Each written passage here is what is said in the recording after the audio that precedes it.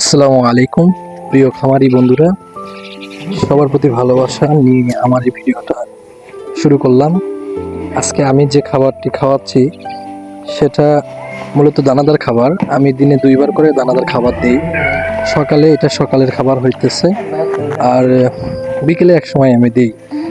এর পাশাপাশি গাছের পাতা এবং বিভিন্ন প্রকার ঘাস দিয়ে থাকি।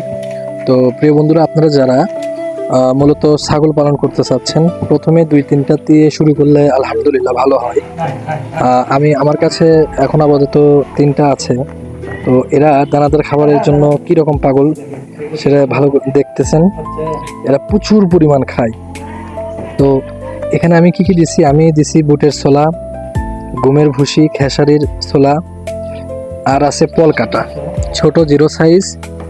এই পলটা অনেক সুন্দরভাবে খায় ওরা, ভুসির মতো আর কি, খুব মজা করে খায় এবং অল্প সময়েই দেখা যায় যে ওদের পেট ভরে যায়।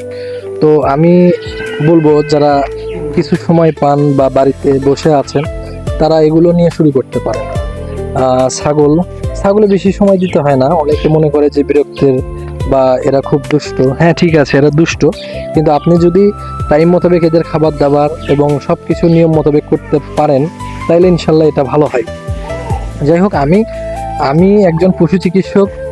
আমি মাঠে ঘাটে কাজ করি এবং আমার বাসায় 2-3টা আমি পালন করি, যেটা মূলত আপনাদের সঙ্গে তুলে ধরছি আজকে। তো দেখতে পারতেছেন আমার ছাগলগুলো এত সুন্দরভাবে খাইতেছে।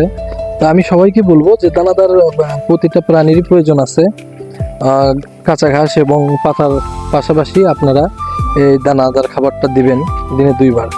এটা আলহামদুলিল্লাহ ভালো হয়। আর যারা নতুন পালন করতে চাচ্ছেন তারা অবশ্যই শেখার পরে, জানার পরে আপনারা ছাগল পালন করবেন।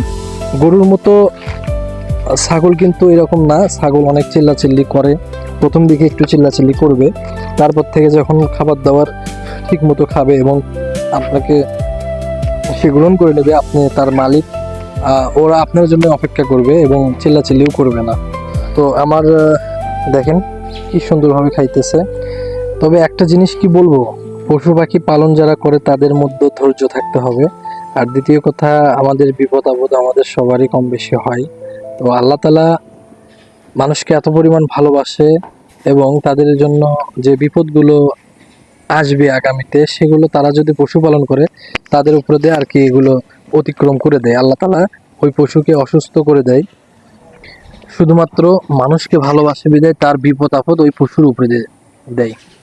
তো আমাদের প্রাণীগুলো অসুস্থ হইলে আমরা হতাশা হব না, ধৈর্যের সঙ্গে আমাদের পশুর চিকিৎসা করাবো। পশু চিকিৎসক আছে, মাঠকর্মী আছে, তাদের কাছ থেকে পরামর্শ নিয়ে ছাগলের আমরা ট্রিটমেন্ট করব। তো যাই হোক, অবশ্যই ছাগলের খাবারের ভিডিওটা অবশ্যই আপনাদেরকে ভালো লাগবে। তো সবার জন্য শুভেচ্ছা, শুভকামনা। ভিডিওটি দেখার জন্য সবাইকে ধন্যবাদ। আসসালামু আলাইকুম রহমতুল্লাহি ওয়া বারাকাতুহু।